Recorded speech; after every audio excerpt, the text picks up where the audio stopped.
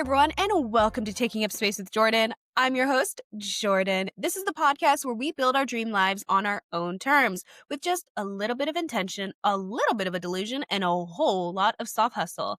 And today, I want to walk you through one of my favorite tools for doing a life audit, especially when you're trying to figure out where to focus your energy, what's feeling off, and what would genuinely make your life feel more aligned. The reason that I want to start our 2026 building our lives, building what we want, I haven't really figured out what I want to call this series, but basically prepping for vision boarding by the end of the year. I really wanted to start off with this tool because it's called the Wheel of Life. And what I think it does is it sounds a little super gimmicky. Trust me, I understand.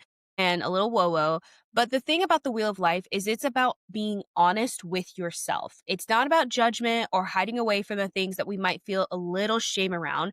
And what I super love about it is it's basically looking at where you are right now in this moment. And I know it can feel weird to use the word audit on your life because you think IRS and taxes, but it's not like that at all. It's about alignment and it's about honesty and taking control over what you want your life to look like in the future. I've been going through a very serious transitional time in my life, and that has left me feeling like I can't seem to find the path forward. This Wheel of Life, this life audit, though, is helping me discover that the universe was opening some doors for me. I just wasn't ready to see them yet.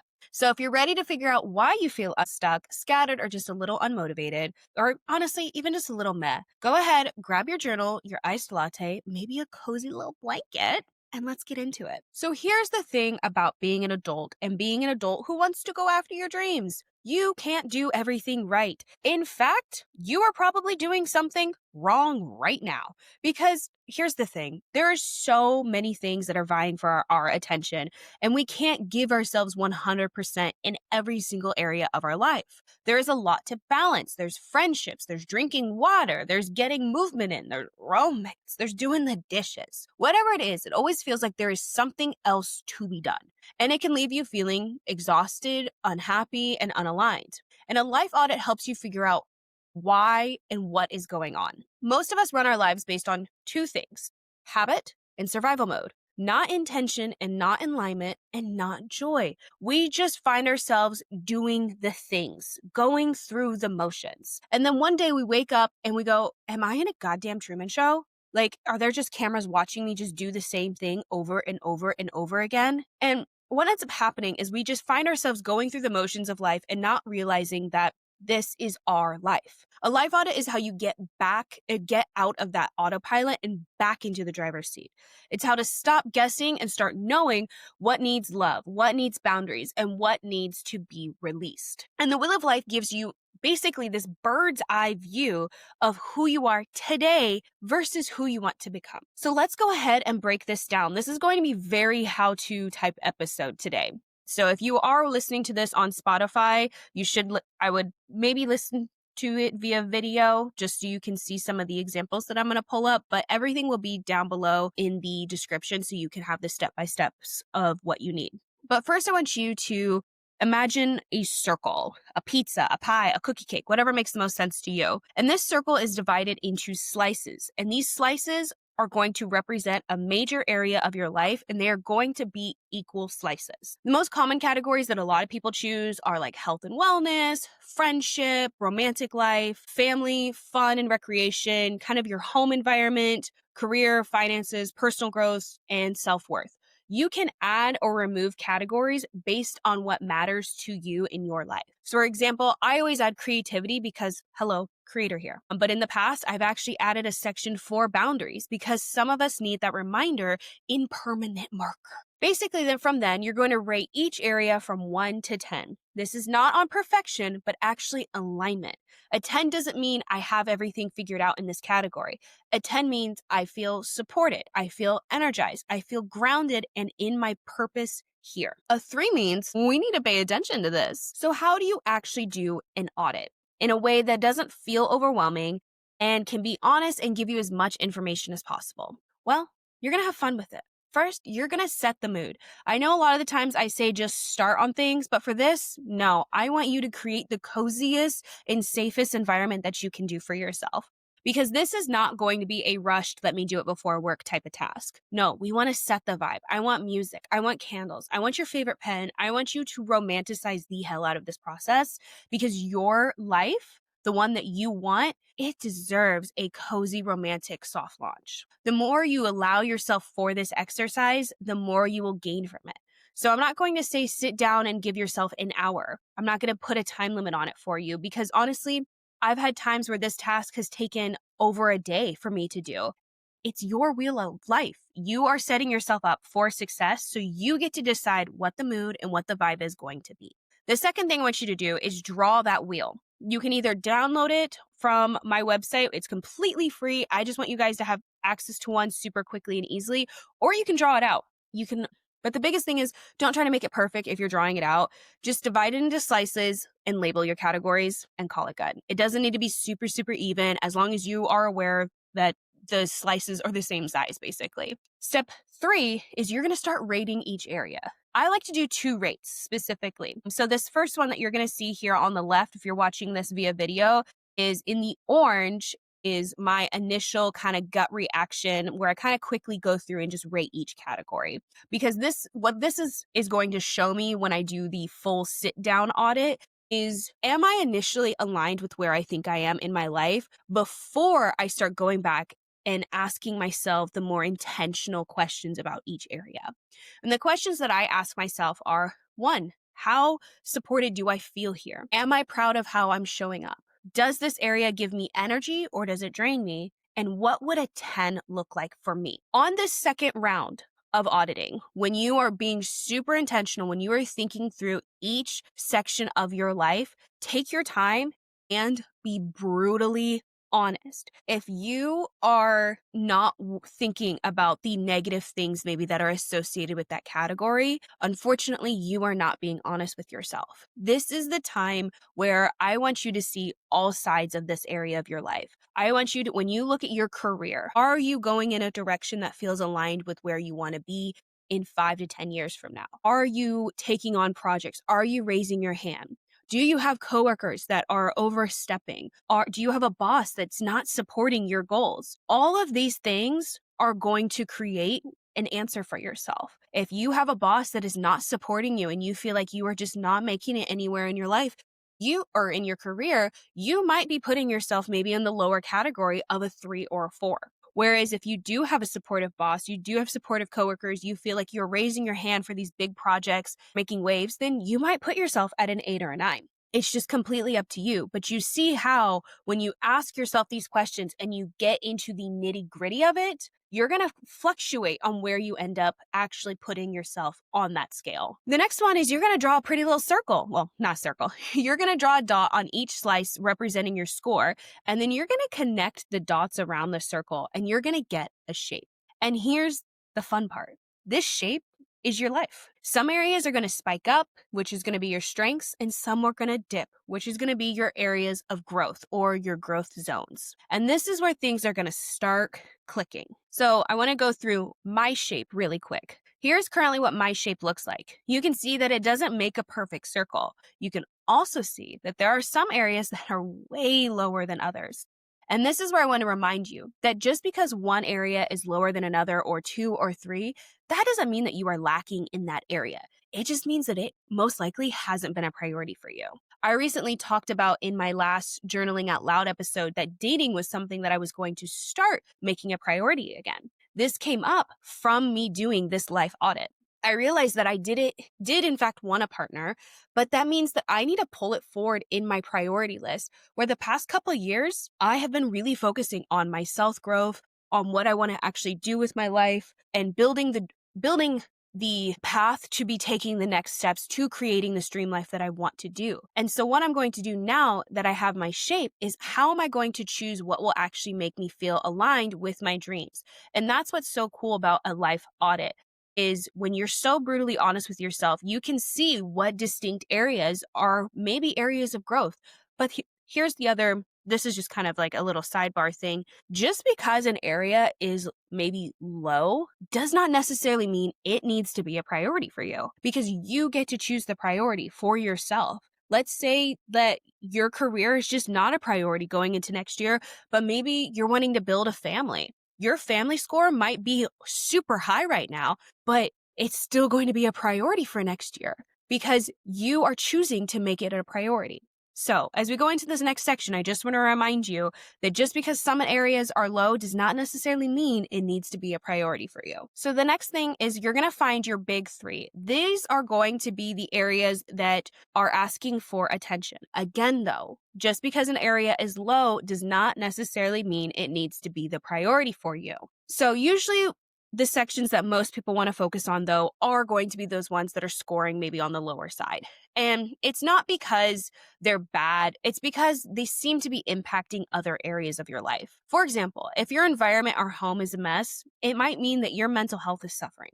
If your boundaries are non existent, every relationship probably feels heavy, especially if you are just not having those boundaries. And if you're burnt out at work, maybe your creativity is flatlining because you don't have the mental or physical energy to sit down and do the things that bring you creative joy. So, what you're going to do is choose 3 categories to focus on this month or maybe this season. What is really important, though, is not all 9 can be a priority. It needs to just be 3.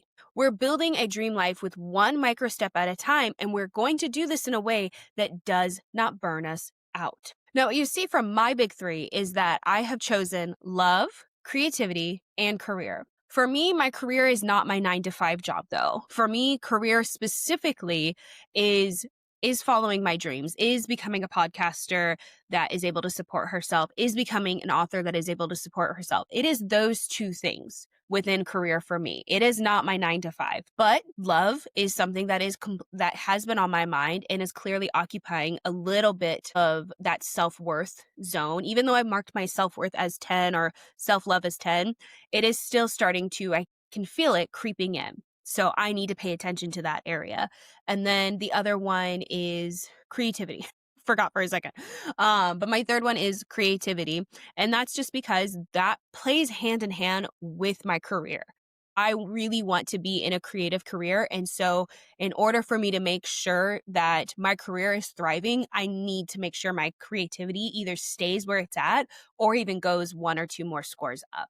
Now, the next part of this is making it fun and personal. So you've just done this huge audit thing and you might be feeling like a little overwhelmed with all these things that you might need to do for your finances, which can sometimes feel not fun, with your career, which can sometimes feel like it's not very fun. And I don't believe in boring self-improvement. I think there are fun ways to make your life audit actually enjoyable. So while you're doing your life audit, or maybe even post life audit, for every category, I want you to write down one moment from the last month that just felt like a little glimmer, a little something that made you feel alive, grounded, happy, or proud. What this does is it keeps you from focusing only on the negative side of things. So if your finances are low by the end of this year, did you have fun at least? Did you get to go to different concerts? Did you get to experience friendship and have fun with going out with family and going on trips and stuff? Yeah? Okay, well, that's not necessarily a bad thing that you chose to spend a little bit more money so that you could have some more memories with your family and your loved ones. The next thing is creating micro steps. For each one of your big 3, choose one small action that would move the needle. So if it's health, maybe it's you're adding a walk once a week. If it's community, it's checking in on a friend. If it's self-worth, maybe it's celebrating just one win per day. And finally, which is mine, if it's creativity, just writing for 10 minutes. Micro steps are going to always be the cheat code to momentum, and I cannot stress that enough. Another thing that I think can be fun for you to do as you're kind of planning out your 2026 is creating monthly themes for each month. So maybe for January, you are focusing on clarity and boundaries. Maybe that's kind of the theme for the month. And then for February, you're kind of moving into this honesty era and healing. And then in March, you got some ease over hustle. Your wheel of life will show you what themes your life is begging for. You just need to kind of dive in and pay attention to them. So now you've got your shape. You've finished the audit. You've got your big 3. You've cried a little, maybe laughed a little, maybe gone, God damn it, I need a nap. But now what? Well, you're going to revisit this tool once a month. This is not a one-time tool. Your life shifts, your seasons change, there's going to be circumstances that you cannot control. Checking your wheel monthly helps you stay aligned instead of feeling lost when things get a little chaotic. Next is you need to start tracking your energy. Whenever you feel stuck, look at the area with the lowest score.